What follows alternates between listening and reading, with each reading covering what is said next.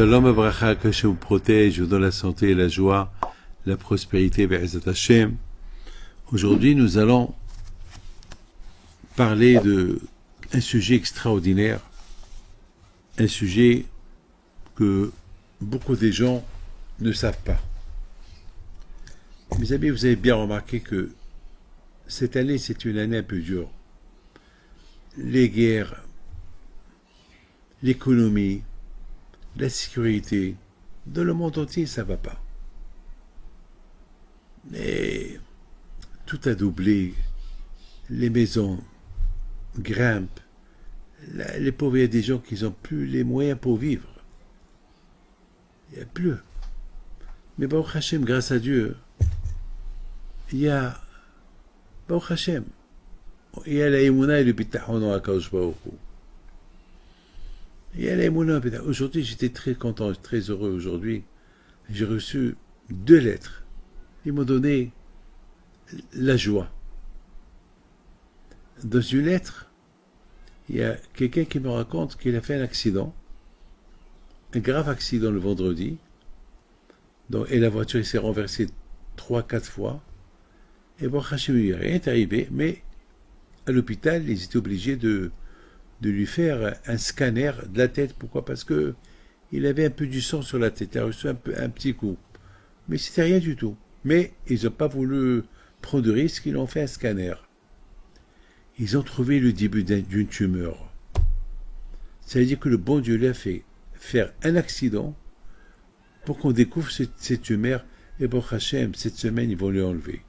C'est pas une tumeur elle vient de commencer. Regardez comment le bon Dieu, il a fait le miracle qu'il a fait, ce monsieur-là. Et ça m'a fait plaisir.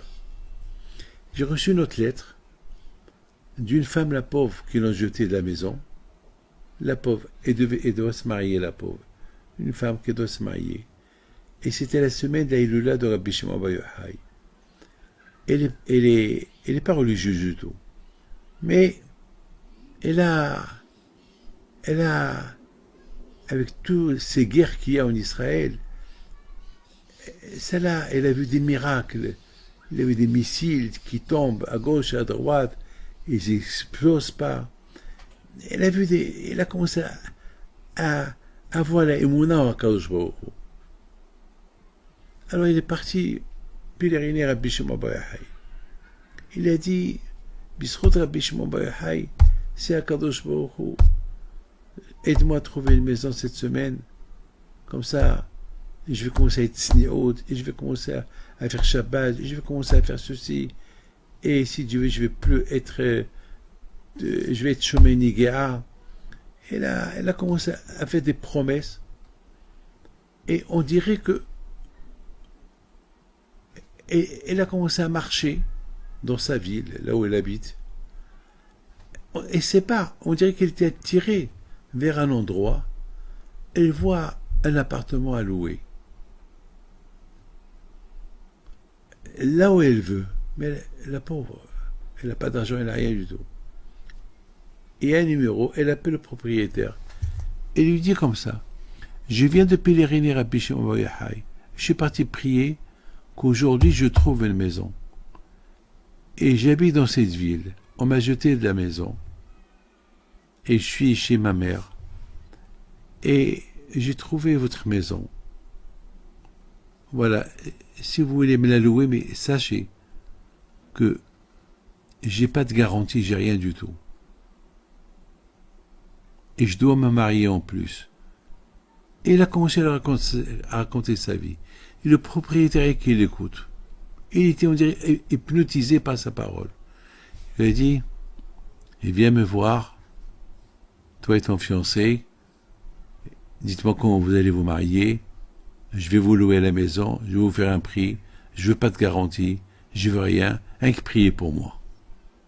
Mes amis, vous devenez fous, des histoires comme ça.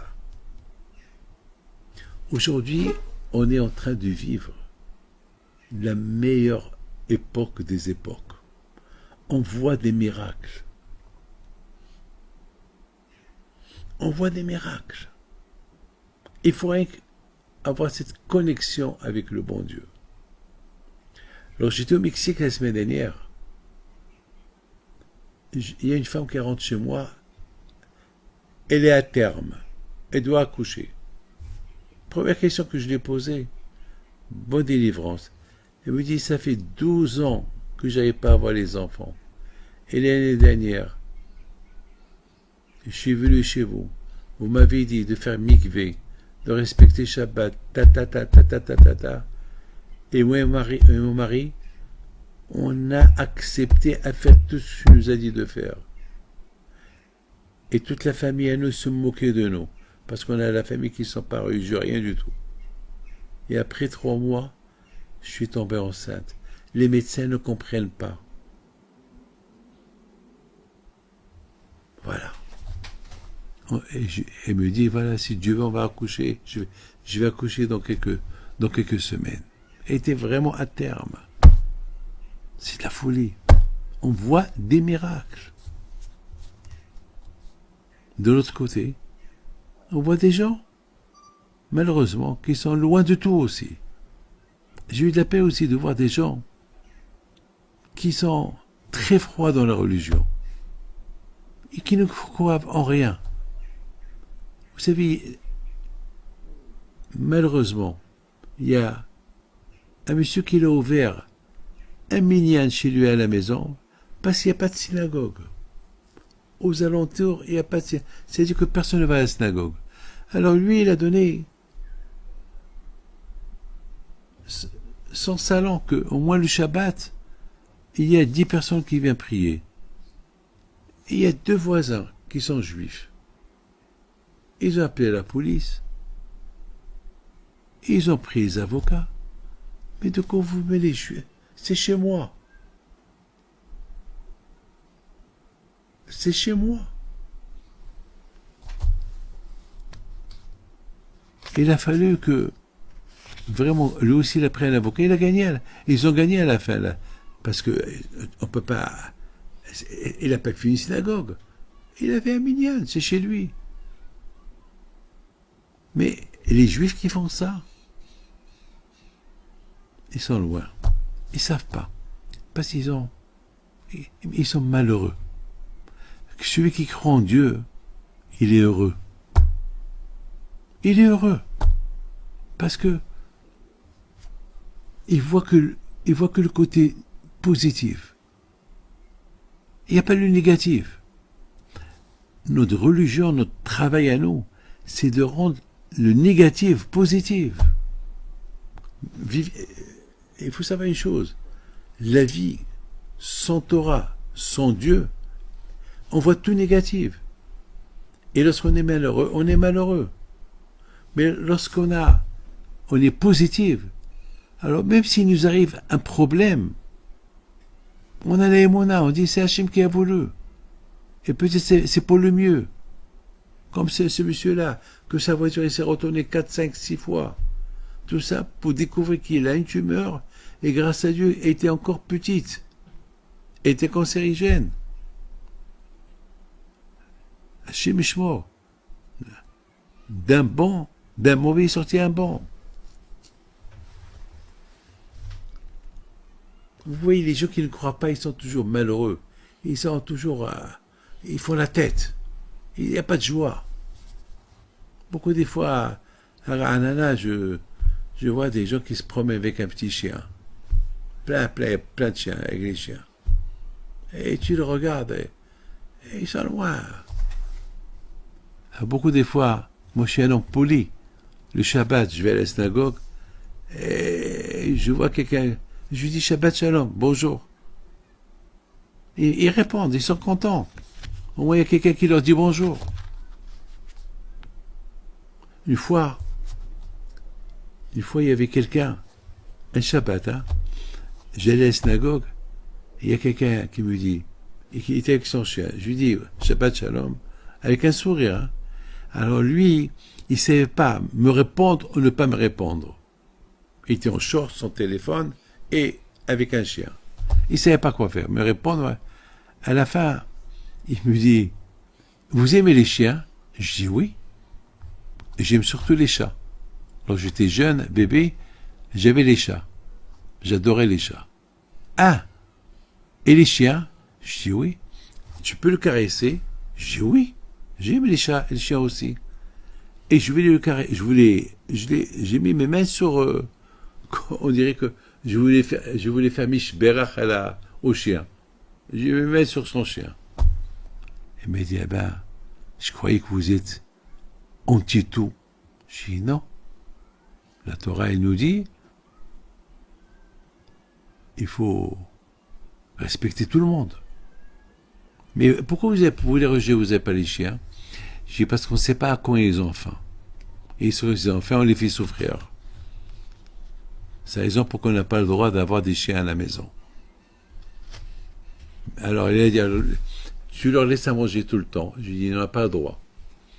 Parce que le chien, lorsqu'il mange beaucoup, il tombe malade. Il a vu que...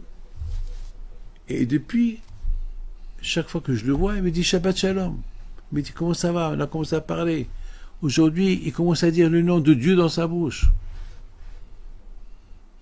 Il a commencé à faire Teshuvah. Une fois, jamais j'oublierai. Une fois, le jour de Kippour, j'allais à la synagogue, j'étais habillé en blanc. Et voilà, il y a un monsieur qui était en train d'arranger sa voiture pour aller à la plage. Il était en train de placer son surf sur la voiture. Et je passe, je lui dis Shana Tova. Il me regarde. Il m'a pas répondu. Voilà. Le soir, une fois qu'on a terminé la prière, de retour à la maison, je le vois encore une fois, il venait d'arriver, je ne sais pas d'où.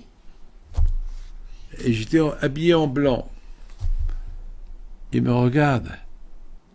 Et je lui dis, Shana Tova. Il me dit, alors, vous êtes... Alors, il a commencé à me parler. Alors, vous étiez à la synagogue toute la journée? Je dis, oui, toute la journée. On a prié. Il me regarde. Il y avait un monde fou. Tout le monde habillé en blanc. Ils sont volés. J'ai dit, dommage, moi, j'ai pas été. Je regrette. Je dis, c'est pas grave. L'année prochaine, si Dieu veut. Dans 4 jours, c'est la fête de Sukkot. Tu peux construire une petite soukha chez toi à la maison. J'étais gentil avec lui. Mais mes amis, c'est ça la Torah. La Torah, c'est pas avec la goûter. La Torah, il faut la faire goûter à d'autres. La Torah te donne la joie. Le Rahaim HaKadosh dit que si on pouvait comprendre c'est quoi la Torah, on serait devenu fou pour la Torah. Et c'est vrai. Lorsqu'on se lève à la prière, on est heureux qu'on a prié. Lorsque la femme va au mikvé, elle arrive du mikvé. Ah, elles se sont heureuses qu'elle a accompli son devoir. Lorsqu'on fait Shabbat, on est heureux, on est content. Quelqu'un qui fait mitzvot, il est heureux, il est content. Ceux qui étudient la Torah, ils sont heureux, ils sont contents. Alors quelqu'un m'a posé une question. Me dit, Rabbi David, comment vous expliquez que la Torah, elle a du goût? Je lui dis, écoute-moi, tu manges un bon steak que tu aimes. Tu trouves le goût? Il me dit oui. L'argent, il te donne le goût? Je dis oui. Il me dit oui. Je lui dis, si tu achètes une Porsche, une belle voiture, une Mercedes, t'as un plaisir? Il m'a dit oui. Je lui dis, tout le matériel te fait plaisir? Il me dit oui. Tu sais. Et tout ce matériel qui te fait plaisir, c'est grâce à la Torah qu'ils ont été créés. Alors c'est tout ce qui te fait plaisir. C'est grâce à la Torah qu'ils ont été créés pour que tu aies le plaisir. Alors la Torah elle-même, celui qui l'a dit, le plaisir qu'il a. Ah, mes amis, on n'a jamais vu une génération où il y a tellement de Torah comme la nôtre. Tellement de cache-route. Tout. On est gâtés. On a tout. Mes amis, maintenant, je voudrais vous expliquer quelque chose de magnifique. Lorsque Hachem a décidé de donner la Torah au Bnei Israël,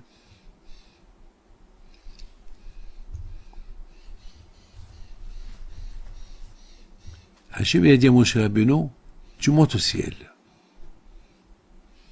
et je te donne la Torah. Ah, je me suis posé une question. Pourquoi il faut que Moshe Rabbeinu monte au ciel pour recevoir la Torah?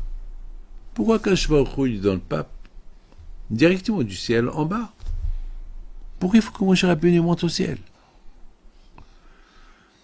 Et en plus, il a fait une guerre avec les Malachim. Lorsqu'ils ont vu les Malachim, ils ont vu Moshe Rabbeinu, ils ont voulu le brûler. Ils ont dit à Hachem, mais qu'est-ce qu'il fait ce monsieur parmi nous? Alors Hachem, il leur a dit, il est venu recevoir la Torah. Alors ils ont dit à Hachem, mais tu n'as pas besoin de leur donner. Tu peux leur donner des mitzvot, mais pas leur donner la Torah. Donne-leur les mitzvot. Comme Abraham Abinu, il a respecté Torah et mitzvot. Et Hachem ne lui a pas donné. Abraham, Yitzhak, Yaakov, David Amel, Adam Rishon, Noah. Noah, il connaissait la Torah. Et avant qu'elle ait été donnée.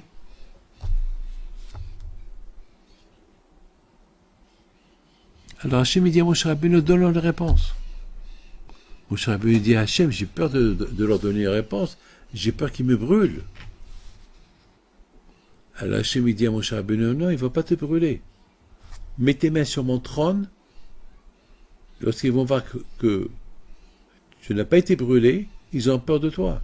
Parce qu'aucun n'ose toucher mon trône. Celui qui le touche, il brûle. Ils vont voir que toi, tu le touches, tu ne brûles pas. Donc, ils ne vont pas te brûler. Parce que tu as un corps qui ne brûle pas. La preuve, voilà, tu es là au ciel. Le ciel, c'est du feu. Et ton corps n'a pas brûlé. Ah, Moshe Rabbeinu, il dit, c'est vrai, mon corps n'a pas brûlé. Waouh! Il a eu la confiance. Il a commencé à mener une guerre contre les anges.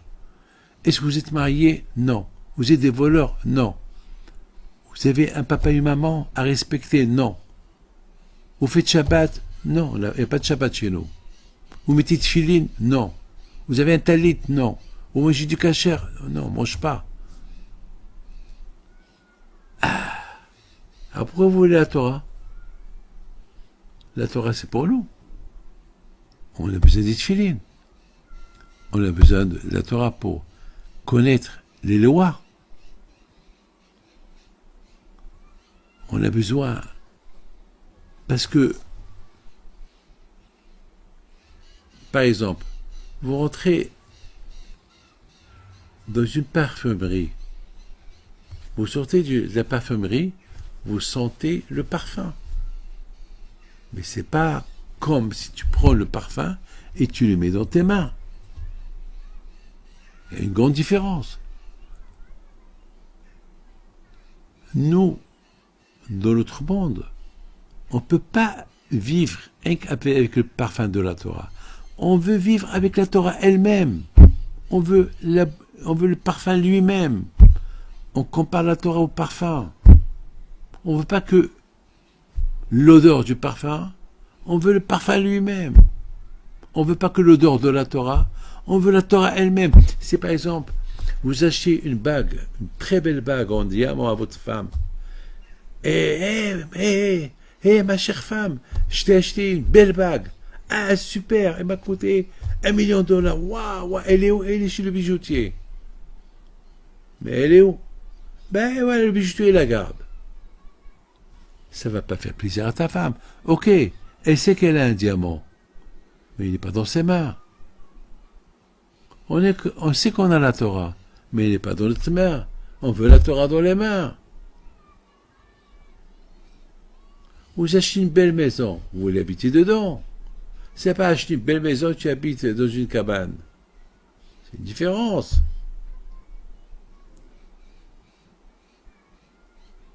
Mes amis,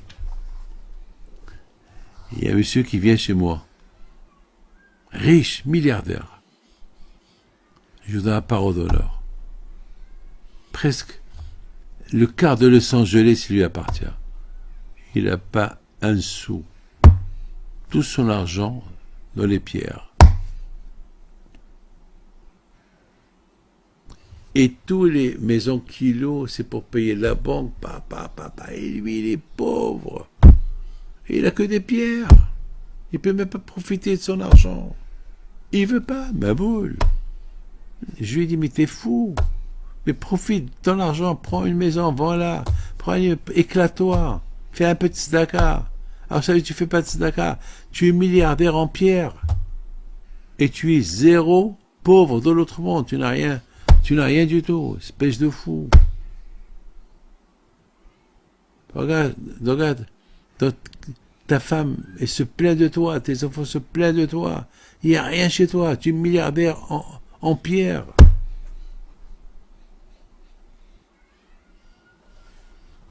Mes amis, c'était important que Moshe Rabbeinu, il monte au ciel pour que les malachim le voient, qu'ils voient son corps,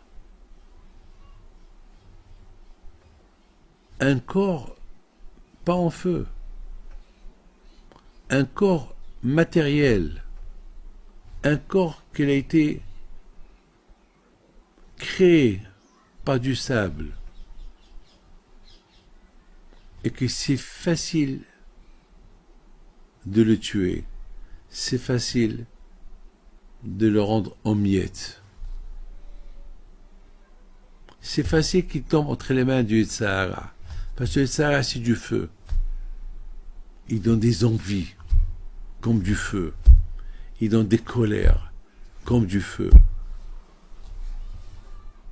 Il n'y a que la Torah qui peut stopper tout ça. Parce que dans notre corps, il y a 613 membres Even, l'équivalent des 613 mitzvot. Donc on a la Torah en nous. Et c'était important que Hachem il montre au Malachim, ce Moshe-là, cet être humain que vous voyez, il a déjà la Torah en lui. Les 600 membres Even, ils sont en lui. Et qui sont en feu. La preuve, il peut toucher le trône, mon trône, il ne brûle pas. Parce qu'il est en feu lui aussi. Comme vous. Donc vous ne pouvez jamais le brûler. Vous ne pouvez pas le brûler. Mais sur terre, où il y a le Sahara, il peut être brûlé par le Sahara s'il n'a pas la Torah. Donc il faut qu'il ait la Torah. Et s'il faute, et si l'être humain est faute, il peut faire teshuva. C'est un bon argument.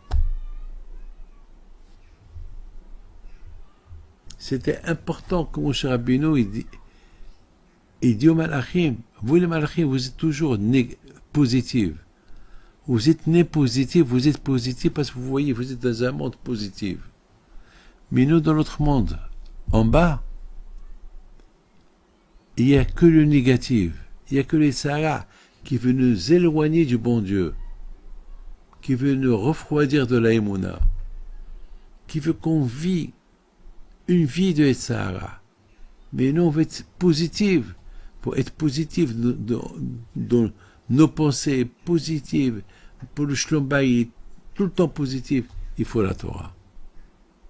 Pas que l'odeur de la Torah. On veut le parfum lui-même, la Torah elle-même, dans les mains. Et Hachem, il a donné au Malachim quelques secondes de voir en Moshe la raison qu'il faut qu'il ait la Torah. Il ne faut pas qu'il détienne la Torah. Et c'est un être humain. Comment il va servir le bon Dieu? Nous ici, dans l'autre monde, les anges, ils servent le bon Dieu parce qu'ils n'ont pas de négatif. Il n'y a que le positif chez eux. Il n'y a que le réel, que le émet. Mais comment? Il a raison, il faut qu'il prenne la Torah. C'est vrai, la Torah, C'est le plus beau cadeau que le bon Dieu puisse donner à l'être humain, c'est la Torah. Mais ils ont besoin. Hachem, il a fait comprendre dans l'Achim, parce que il y a beaucoup des fois, ça arrive à la personne qu'il est têtu. Il ne veut pas savoir la vérité. Il est têtu. Il a son idée, il ne veut pas sortir de son idée. C'est ça les malachim. Au départ, ils avaient une idée. La Torah, elle est pour nous, pas pour l'autre monde. Il a fallu que le bon Dieu leur coupe cette idée-là.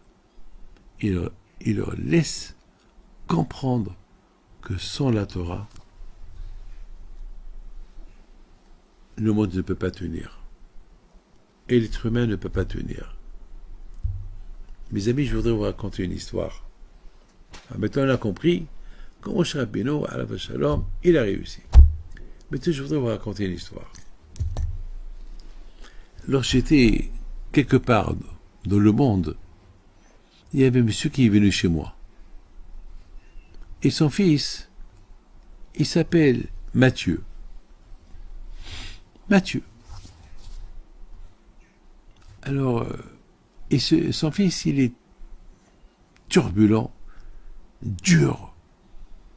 Et le père, il me dit, peut-être il faut qu'on lui change. Il n'a pas de nom. Il n'a pas un nom juif. Peut-être on lui change. On lui donne un nom juif. Je dis, mon fils, tu manges kasher chez toi? Il me regarde et me dit, non. Tu fais Shabbat? Non. Ta femme va au mikvé? Non. Alors, qu'est-ce que tu veux? Je veux un nom juif. J'ai dit, à quoi ça va te servir un nom juif? Dis-moi, à quoi ça va te servir un nom juif? Ça va te servir à rien. Il me regarde. Il me dit, ah, qu'est-ce qu'on fait? Il s'appelle Mathieu. Alors, je lui dis, quel nom juif tu as choisi? Il me dit, ben, je pensais lui donner le nom Carlos. Carlos. Quoi, Carlos, c'est un nom juif? Il me dit, oui, parce qu'il y a un voisin qui s'appelle Carlos, un voisin juif. J'ai dit aussi. Carlos, c'est pas juif. Il me dit, on fait quoi? Il n'y a rien à faire. Arrange-toi. Tu crois qu'il n'y a que le nom juif qui va l'aider? Il faut faire... Pour manger kasher. Il faut être juif. C'est pas le nom qui va faire... C'est pas le nom qui va déterminer ton judaïsme. Il y a un programme à suivre. Tu as un corps. Tu as 613 membres et veines qu'il faut purifier. Et tu peux les purifier qu'avec la teshuva. Il me regarde, il était perdu. Sa femme aussi me regarde, il était perdu. Papa, les aider. Comment tu veux les aider? C'est une vie. Les enfants, c'est la nouvelle génération. Alors, il y a quelqu'un qui m'a posé une question. Il m'a dit, Rabbi David, il y a des voitures de collection qui coûtent très cher. Il y a des Porsche qui ont 10 ans, 15 ans. Ça coûte très cher. Il y a des collectionneurs qui cherchent des montres, des vieilles montres, des vieilles voitures. Ça passe en collection. Il me dit, et il me raconte comment il a réussi dans les voitures de collection qu'il a. Il y a des voitures qu'il a achetées 2 millions de dollars, qu'aujourd'hui ça coûte 10, 15 millions de dollars. Et j'écoute. Je dis, waouh. Tu sais quoi? La Torah, elle n'a pas de prix. Mais je dis, la Torah? Pourquoi? Je dis, parce que la Torah, elle a 3300 ans et plus. Elle a 3300 ans et plus. Et ceux qui ont la collection de la Torah, il est multimilliardaire en Torah. Il me regarde, il me dit, je ne vous comprends pas. Je lui dis, tu as dit que tu as une voiture qui coûte 15 millions de dollars parce que elle fait partie des premières voitures. La Torah, c'est elle. Grâce à la Torah, le monde y tient. La Torah, c'est grâce à elle, le monde y tient. Donc, chaque année que le monde y tient, c'est grâce à la Torah. Et la Torah, elle monte de valeur. Elle monte de valeur jusqu'à maintenant. Mais regarde aujourd'hui la valeur de la Torah. Aujourd'hui, il y a des synagogues, il y a des mikvés, il y a beaucoup de produits cachers, il y a beaucoup d'yeshivot, il y a beaucoup de Torah aujourd'hui. On n'a jamais vu une génération comme la nôtre, plein de Torah. Elle monte en valeur, la Torah. Et chacun qui la supporte, il progresse et il monte en valeur.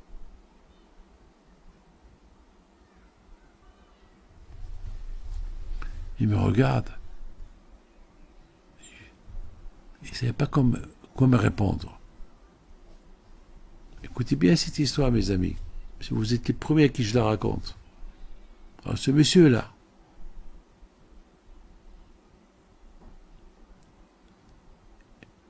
un bon matin, il se réveille. Il ne se sentait pas bien. Des analyses, ils ont découvert à Chemichemort qu'il a une maladie. Alors, je l'ai revu.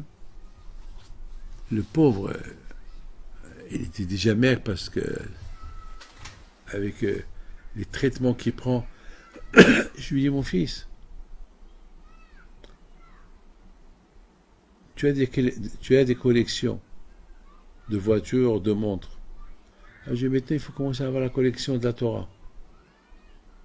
Oublie un peu ce que tu as. Parce que c'est pas ça que tu vas prendre avec toi. Attache maintenant à la vraie collection. La collection des mitzvot, qui sont très anciens, qui nous ont été donnés au mont Sinaï. C'est la meilleure collection des collections.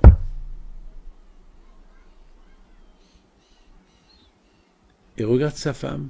Sa femme lui dit, pourquoi pas? Qu'est-ce qu'on va faire avec tout ça? Elle lui dit, et les enfants? Ben, les enfants, grâce à Dieu, ils sont religieux, ça va. Ils vont être contents que nous aussi, on progresse. Et encore, mes amis, j'ai vu ce monsieur quelque temps plus tard. Je ne l'ai pas reconnu. Parce qu'il était un bon religieux. Et entre-temps, grâce à Dieu, le bon Dieu l'a aidé, l'a guéri. Et vous savez ce qu'il a fait? Il m'a apporté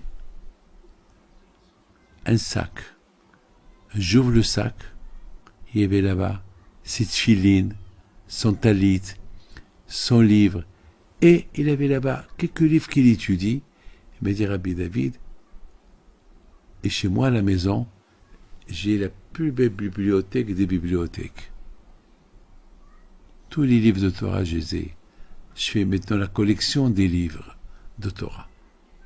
Je commence déjà à me débarrasser des voitures et des montres. Et je suis en train de faire un mikvé. C'est beau. J'ai dit, c'est bien. Mon fils, t'as compris. Mes amis, ne croyez pas que c'est facile de vivre dans ce monde-là. C'est un monde dur. Mais avec la Torah, on surmonte tout. On surmonte tout. Pour ceux qui sont attachés à la Torah, ils sont attachés au bon Dieu. Et ceux qui sont attachés au bon Dieu, ils voient tout positif. Mon père, Alav Shalom, jamais il a vu dans sa vie quelque chose de négatif. Et même lorsque il avait des problèmes, il était heureux, il était content, c'est Hachem. Gamze le Tova, c'est Hachem qui a voulu. Mes amis, que Hachem vous protège, il vous donne la santé, et la bracha, et bien Hachem, merci Hachem, qui nous a donné la Torah, pour, à travers la Torah, on voit la vie positive. Et même lorsqu'il y a le négatif, c'est Mina Shamaim, c'est Hachem qui a voulu. Elle devient positive. Et qu'Esrot, on a que on ne profite pas uniquement du parfum de la Torah, mais de l'odeur, de l'odorat, du parfum de la Torah, mais on a le parfum lui-même qui s'appelle Torah. Qu'Hachem protège. Amen, amen, amen.